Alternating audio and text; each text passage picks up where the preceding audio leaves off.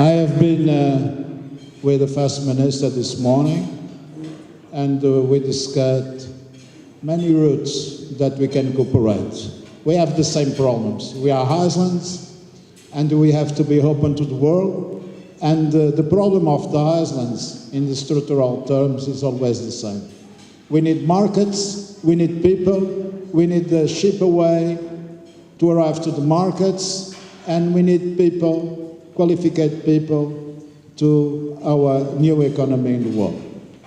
I have to say that one of the subjects that we are discussing now, and is more important in our society, especially in the islands, is the qualification and education of the people. We are changing very, very quickly, in an exponential way, for a new economy.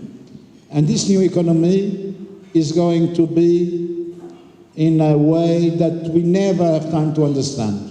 So what's happened today, it's the qualification and education, it's one of the central measures for the economy of the future.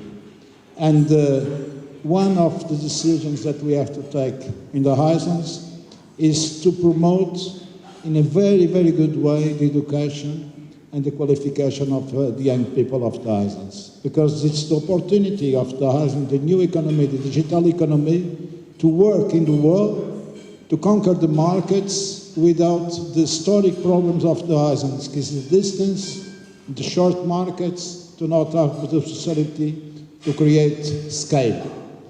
The new companies can work here in Madeira, in the center of Paris or in Berlin, with the same costs, the same way, and to conquer the same markets. We have started this experience, and the regions that start to have to give the formation to the young people in this area is going to be winners.